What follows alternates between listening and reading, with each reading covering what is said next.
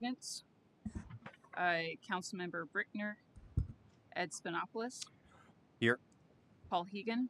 Here. Bill Laird. Paul Nelson. Here. Scott Severson. Here.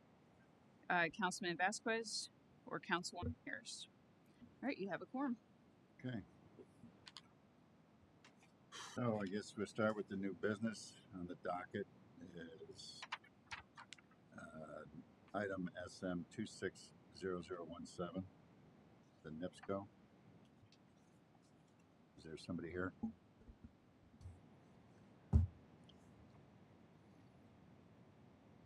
And I'm sorry, I'm going to add that we have Attorney Patton on the phone with us. So sorry about that. Thank you. Okay. Thank you. Could you state your address, please? Name and address. Yeah, my name is Cody Banks. Address is 4655 West Volk Road, Hannah, Indiana, 46340. Thank you. Okay. Elsie, you wanna? Yeah, and I'll just add for the record that Councilman Brickner is now joining us. So the applicant is NIPSCO in the care of Caramita. They are requesting to rewrap the existing aerial gas pipeline crossing over Hannah Ditch, north at County Road 900 South and east of County Road 450 East, at the approximate red circle shown there on your screen. Staff has reviewed the application and the construction plans. As I mentioned, they're proposing to rewrap an existing aerial gas pipeline by excavating within the regulated drainage easement associated with Hannah Ditch, which is an open drain. The work will include excavation of a 5 foot by 5 foot area at both ends of the existing aerial pipeline that spans Hannah Ditch to assess the condition of the 16-inch transmission gas line and apply a new wrapping if necessary. Crews will access the location via the existing NIPSCO transmission right-of-way line or easement from 864 South, County Road 450 East. The excavation areas for the pipeline maintenance will be located near the top of bank of Hannah Ditch. Proper erosion and sediment control measures will be put in place per the construction plans to minimize the potential for sediment and other pollutants to make their way into Hannah Ditch. At this time, staff recommends approval for the maintenance of the aerial 16-inch transmission gas line, including areas of excavation within the regulated drainage easement associated with Hannah Ditch. The standard terms and conditions shall apply, including the execution of a hold harmless agreement. Staff also requests that the following special provision be applied to the project to contact the department at least 72 hours prior to the start of work within the regulated drainage easement. And that concludes my staff report. Do you have any questions or comments? No, I do not. Anything from the board? Is this just part of a program that you guys are going around to different parts and doing it? Yeah, all over NIPSCO's region. So there's a lot of these aerial gas pipelines over ditches, and they're on a. Are there hotter spots than other ones that you've identified, or is that why this one's the one right now? Or I'm not sure how they go through there. Okay. How they pick which ones, but they pick a whole batch of them all at once. Okay.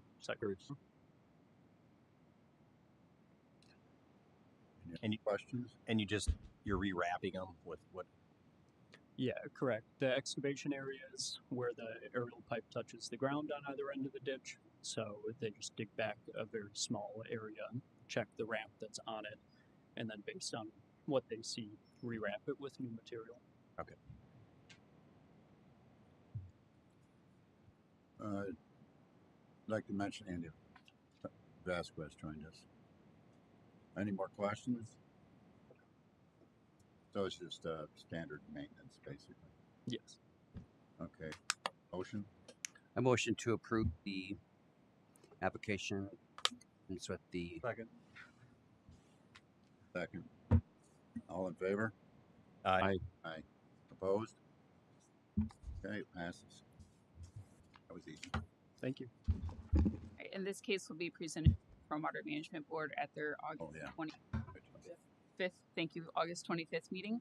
And then the hold harmless agreement will be sent to you following that meeting, and the final approval letter will be sent following that meeting, or following after we get the executed hold harmless agreement.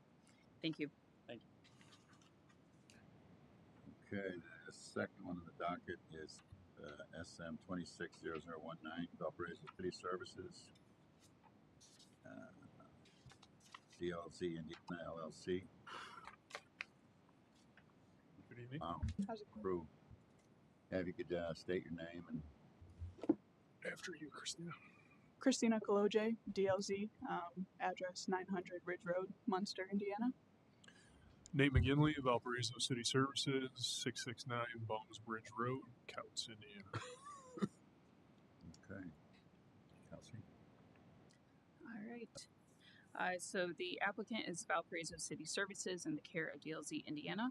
They are proposing to install a new 16-inch C900 PVC raw water main via open trench construction and a 20-inch C906 HDPE raw water main via horizontal directional drilling within the regulated drainage easement and across Flint Lake Garden Terrace ditch at Erin Drive and along Burlington Beach Road at the approximate red circle areas on your screen.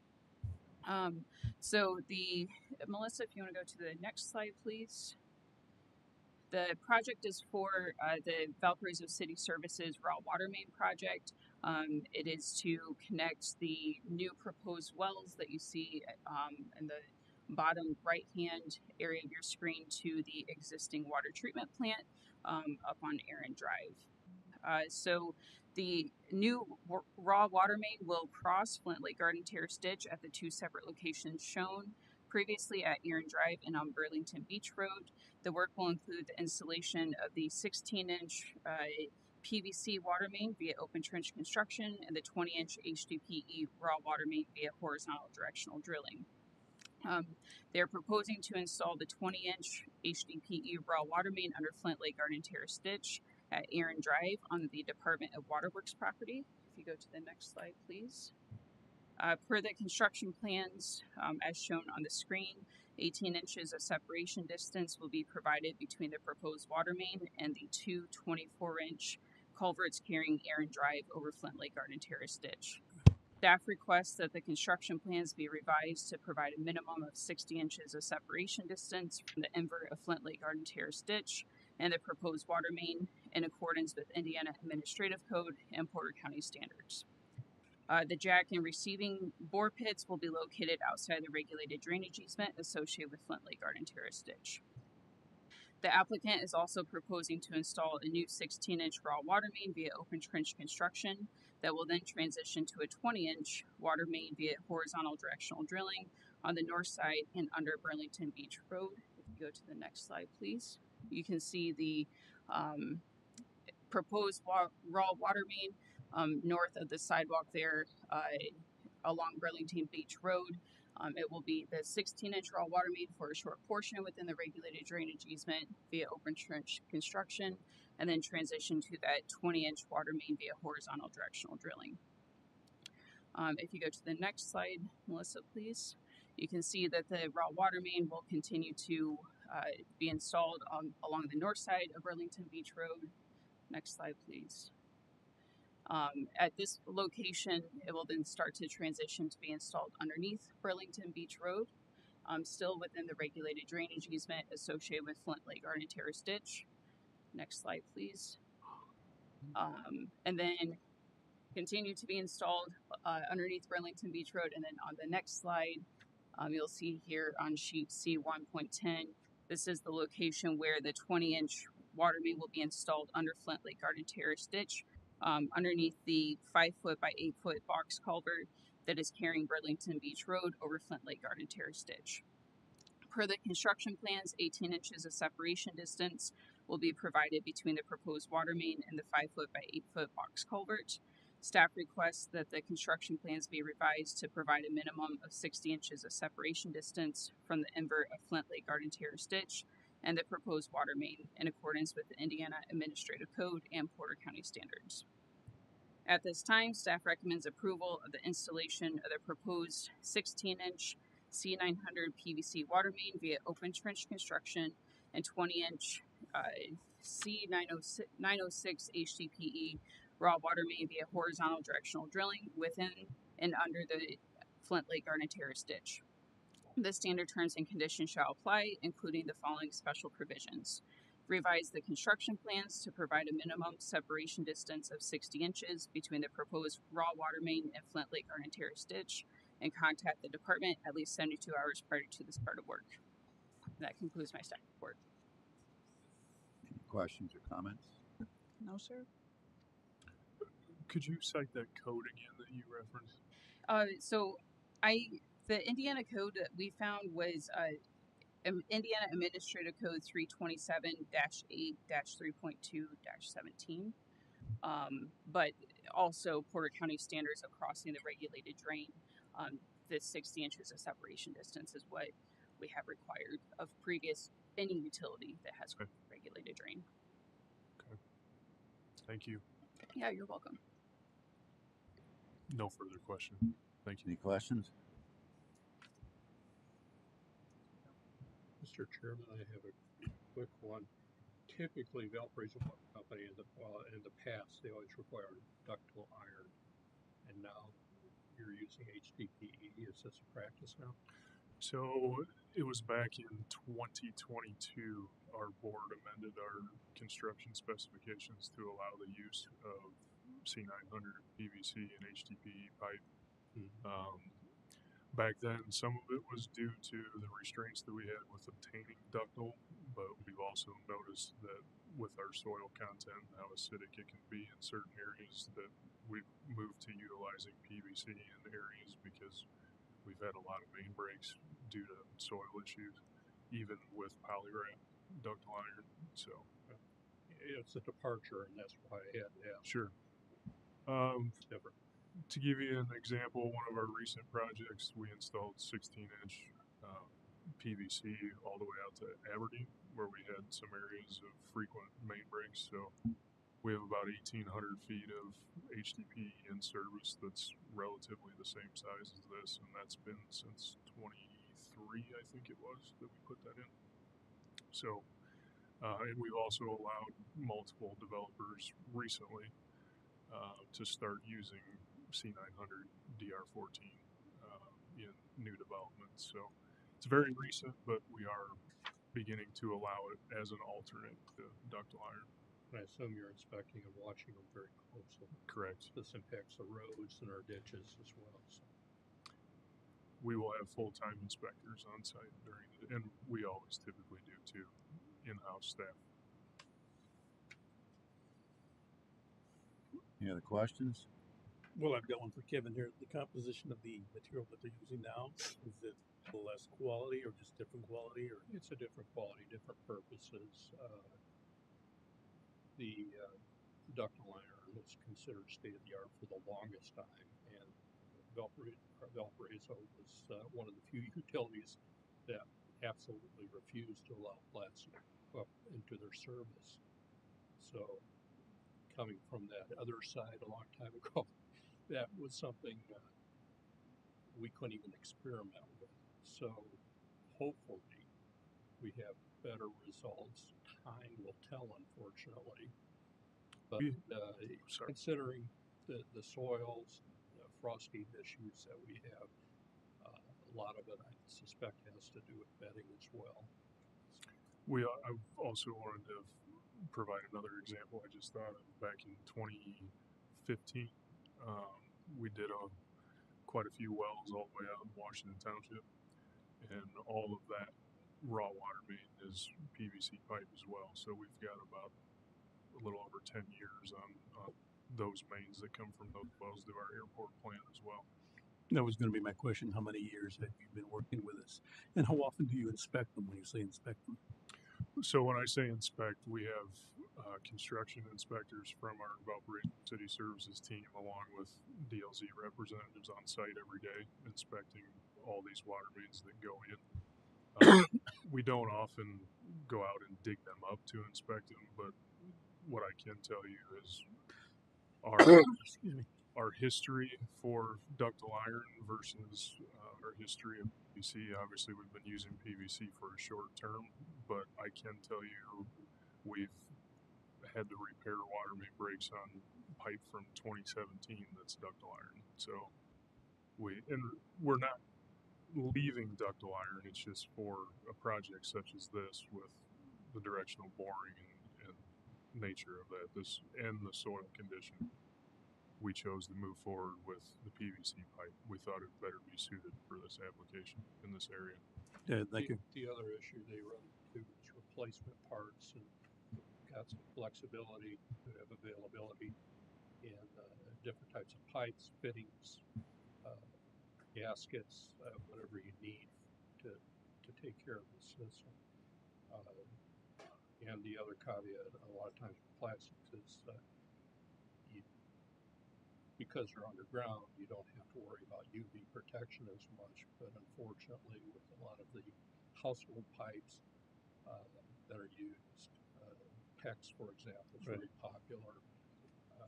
There's more of an inherent issue if they've been out and exposed to the sun in the And they break yard, down. and not that they necessarily would, but there's a chance they'd be more brittle and have a chance of failure. But that's a handling and shipping problem. Thank you. Absolutely.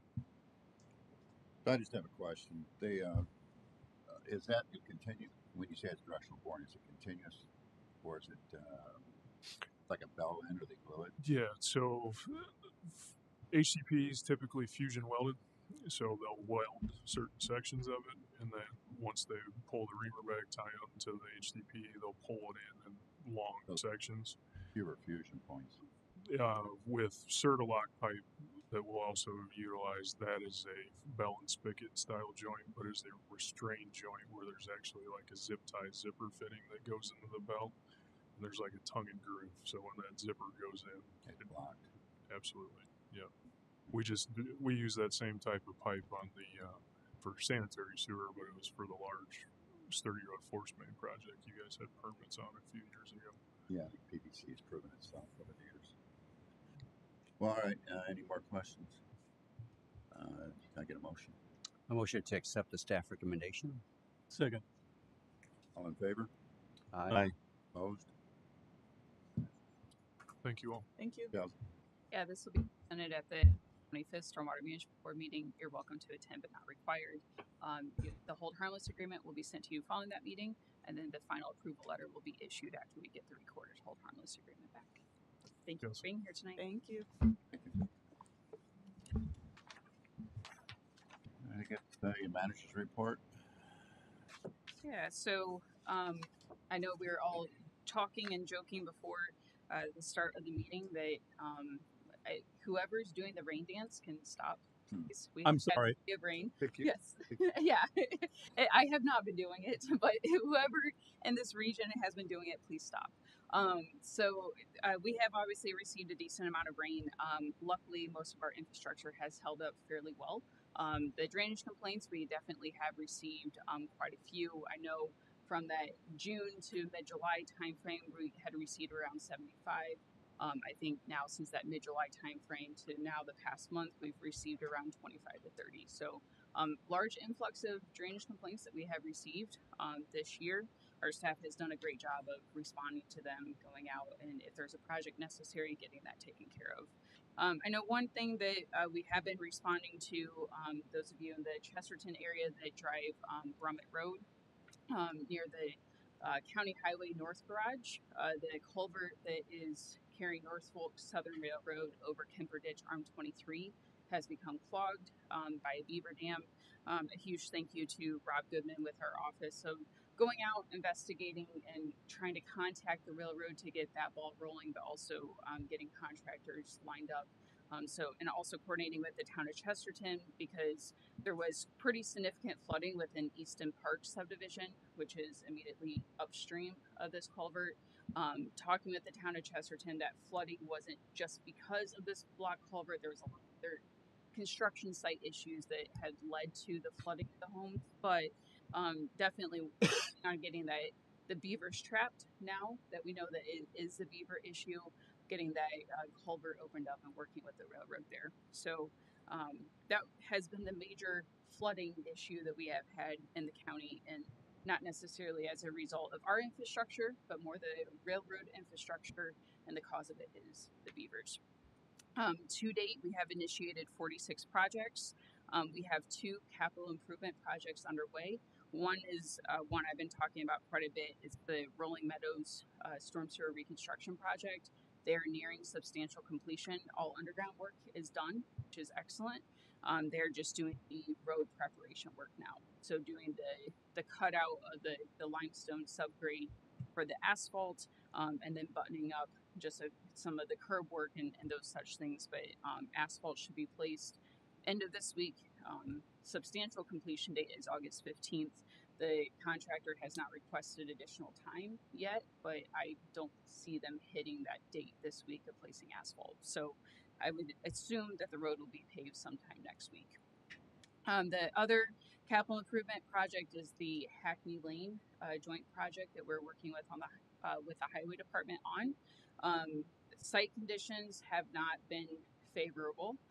There is a significant amount of standing water, ponding water at this location, so the contractor has been trying to dewater, but with all the rain, that has made it a little more difficult. So they were thinking they would be able to start this upcoming Monday. Hopefully they're still able to get the site dewatered and get that project going. So I'll have some cool pictures to share with that one. That will be a little bit of storm sewer reconstruction, but then a bioswale installation. So kind of seeing a little bit different construction work than we typically. So with that concludes my stormwater program report. Thank you, Chelsea. Yep. Thank you, Chelsea. Any other discussion? You mentioned Eastwood, was it East Easton Park, yeah. Is they gotta stop build right Yes, now? yeah. So is that dependent on the town to get their part done and the beavers to get out? So the stop work order was issued by the town of Chesterton, and that was related to the construction site issues. So I think some erosion and sediment control measures weren't installed properly. And then I think they also mentioned maybe there were some grading issues, but we are not involved with the stop work order, and that is not. I think that so the flooding issues were partially caused by that beaver dam, but the stop work order is not related to the beaver dam either. They're totally in the town of Chesterton, although they're across from the county highway bridge or county highway facility up in Chesterton. Yeah. So the railroad is on their north side, and it's a lifter. Yeah. But we weren't impacted with the highway at all. So our highway garage, the buildings have had water in them on the east side of Bremet Road. And then our parking lot, the county highways parking lot, has had quite a bit of standing water as well on the east side of the road. So we had it again then. That's what you're saying? That's the current condition with the block culvert, yeah. Yes. So and there's also like one unincorporated house in that area that the water is surrounding the house. It hasn't gotten in the structure as far as we have been told, but definitely want to get it resolved as quickly as possible. Yeah. Good year to find all the problems, isn't it? Yeah. Yes. Any other questions? Thank you. Okay, so the next meeting would be September 14th at 5 o'clock in the same room, 205. If I get a motion to recess? Make a motion to recess. Second? Second. Second. Yeah. Third. Second.